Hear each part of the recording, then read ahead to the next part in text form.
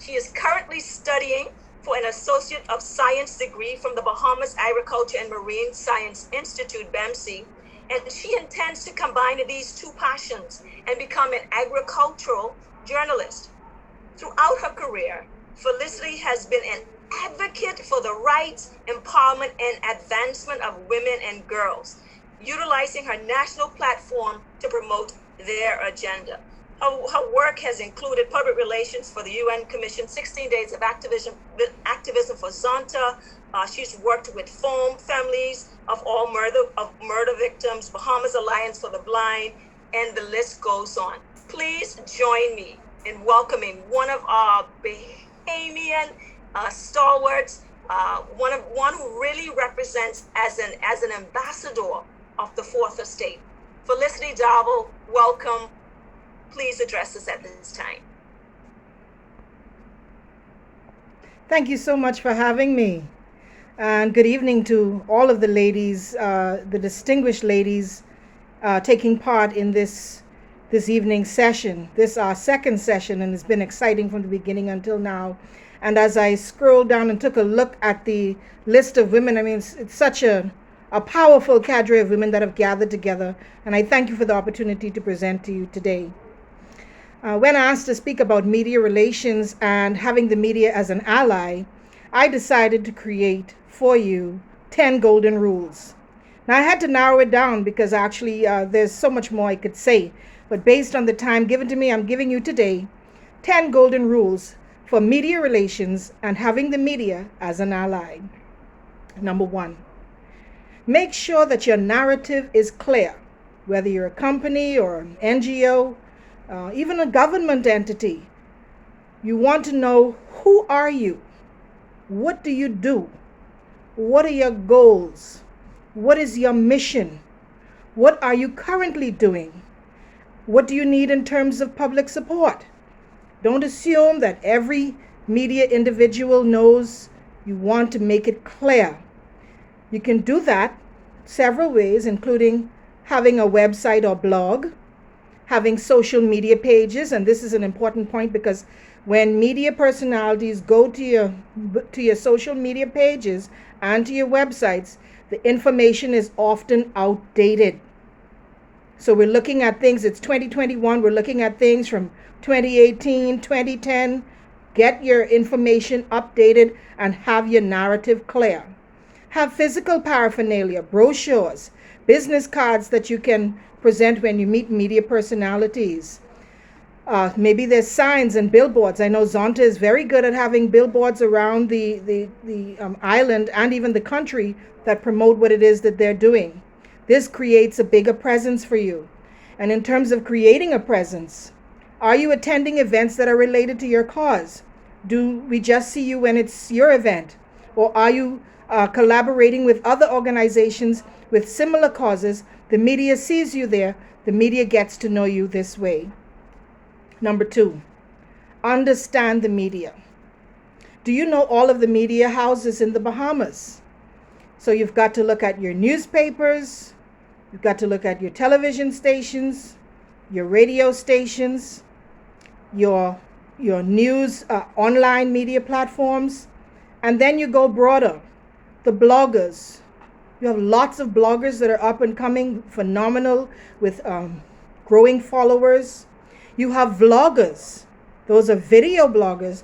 I've actually seen 2 very phenomenal women on YouTube that have their own TV shows, and they're vloggers. Have a list of them. What about magazines in the Bahamas? So when you look at these, when you have this listed for your media houses, for example, now you have to break it down even more. Because, for example, when you look at radio stations, you have some radio shows that are actually independent. So now, for example, you may have as you've seen before, a Shanique Miller or a Daryl Miller. You need to reach out to those people individually from the radio station that you've heard them aired on. So now your list gets even more specific. When you look at TV shows, lots of TV shows are independently produced and they're airing on these TV stations. Know who these hosts are. Know who are running these shows. Also, when you look at newspapers, Newspapers don't only consist of main news. You have columnists. Do you know your columnists? What are their focus? How does their focus line up with yours? Also, in the newspapers, you have various sections.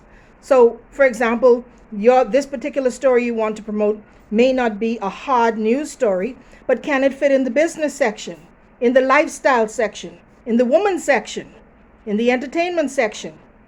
So you have to carefully look at your list of media, understand the media, know what their news formats are. For example, you have some radio shows that have morning news. You have lots of people tuning in the morning on their way to work. Is this an opportunity? Does this radio show host have views that are in line with your organization? Here's an opportunity outside of just news to look at these individuals and to understand what it is that they're promoting so that it can line up with what you want. And of course, as I mentioned before, the talk shows, very important. Number 3, now you're going to make a hit list. Look at the things that you've learned from the media and compare it with all of your goals and the narrative that you created. Decide who's your target market. And now you can strategically decide what is important to get to which media. Not all the time are you trying to just bombard all of the media with your information. You're going to now be strategic about where you're sending your information and at what time. Number 4, learn to archive your items. If you were archiving your items, your social media pages and your website would not be so backdated. It would not be so outdated because it's so very simple. For example, I often do great stories, and it's a beautiful page. You have beautiful photos, but yet I go to the organization's social media page. They didn't snap a picture or scan the article and put it up on social media for the world to see. So they're not archiving. So how are you then telling your story? Here it is, you want the media to tell your story. The media has done its job. But are you taking that clip from the TV show or the news clip? Are you taking that clip from the newspaper and putting it onto your social media and onto your website so you can literally set it and forget it? 10 years from now, you can look back and say, look at all the media coverage I've had. And I mean, this is severely lacking in companies and in NGOs and so forth everywhere. So everyone can use this type of advice. Remember that the social media is not national media. So even when you're putting on, you're having an event, you have your own photographs and videos of your event, that's great. But now, when you have your national news, okay, this legitimizes the information that you're trying to put out. Make sure that you're promoting it as well. It's because, remember now, you want the media to be your ally. So it's very helpful to say, hey, look how ZNS News did this wonderful feature on us. You're promoting yourself. You're promoting ZNS News. You go to a radio talk show. You can ask the individual, would you mind if I take a photo? Look at how now, for example, Star 106.5 is now promoted along with what you're doing. So it's very important. And now with having that legitimate news done, you can go back to your social media and you can say, hey, can I have your social media handle? Never forget to get all of the social media handles of your media allies. Cross-share the information, tag, follow, whatever you can do, show support. Number 5, who controls the media houses? Do you know? Do you know who the news editors are? Who are the managing editors? These owners. What is the mandate of these various organizations? As you know, every single media house, they have different styles. They have different mandates. Do you know and understand? So that you can now tailor your information to suit their needs. By understanding who is in charge and getting a better idea of what they're interested in, you can craft your information to line up with their philosophies and to meet yours. And so that's how you can lean on the similarities. For example, some of the information you have may be better suited to one media house than another. And so now you're not bombarding any of them, but you're giving them things or nuggets that they really want. Number 6, The media's time is precious. You have to create situations where you're not making media professionals work too hard on your story. And this happens often. Time is money. Journalists often get a fixed fee to do a certain set of stories in a day. When you send videos that have no timestamps, you have to look through and see who are the individuals, who's speaking. There's audio without proper explanation. It doesn't give you timestamps of what's going on. Because they're operating in a time frame, they may have to quickly scrub through it, see who's important, grab an insert, and go. And so because of that, you may say, oh my goodness, they didn't use the most important part of what I wanted, because you did not provide all of the tools and information necessary for them to do it. So you're going to understand now you have to do as much of the work as you can, because this helps for the narrative that you have to come out. So you may have an event going on. You invite the media to the event, but no one is there to say, here's our program, here's some of the speeches. They're just sitting there, and you expect them to just take all the notes and from all of this information, they're supposed to go and get exactly what you want. It's not fair. You may have an interview. You want them to do an interview. You sit down, you're talking for an hour, and then they're supposed to go through all of that and pull out what it is you want. So now you're going to understand, hey, I'm working them too hard, and because of it, I'm not going to get exactly what I want. Time is money. So now you're going to tailor this information and say, this is what I want. Now, of course, it may not be exact. You may not get exactly what you want, but it'll be more likely that you will. Number 7, the news media is not your PR engine. Even if you have a PR officer, the PR officer cannot control the media. And if we could control the media, we'd be in serious trouble in this country. So understand, you can't control the media. They have the right to choose where they're going to place your story. You may think that your story is the front page, best story of the day. That may not be the case for the media. So you can't get mad if they didn't put it on the front page. You're always hoping for the best. You're now learning how to give them better information.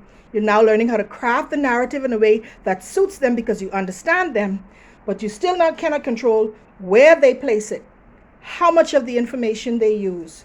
You cannot control how many of the photographs they use, and so forth. You cannot control how much of the press release they use, or if they choose to get an opposing view to your information and put that in the story as well. You simply can't control it. So the media, they choose what is important to them by looking at what their trends are. For example, what are the topics and headlines that suit them and that suit their readers and viewers. Number 8, create opportunities for your media personnel, your new media allies. Don't take them for granted. So you're having some giveaways. You have these great gifts for corporate sponsors. Maybe it's the new diary for the year or whatever it is. And often the media gets forgotten. Remember your media. Send a gift to the media house. You may be a part of an international organization that has a budget. Maybe they can afford for media personnel to come with you when you're going to a conference. Take the media personnel along. Invite them. And don't use the same one every year. Invite someone else the next year. Find opportunities to bless the media, if I could put it that way, to be kind and to gift them, because these are opportunities to create allies. Number 9, find out what the media needs. Oftentimes, you have events, you have a photographer. The photographer's job is to give you high-resolution, large image files. The media doesn't want that. You cannot say to the photographer, because you're giving them extra job and they're your ally too. You can't say, I need you to compress all of these and make them small. No, you want to look through your photographer's list of photographs and you want to choose your 5 best photographs. The media doesn't want an email with 20 photos. They don't want it. So pick 5 best photographs and you're going to ask the photographer, can you compress these? I need it high resolution but a smaller file format, because often with news, their platforms are getting loaded with information. And so if they're trying to download your photos and it's taking too long, they may use one or they may use none. So find out what they need.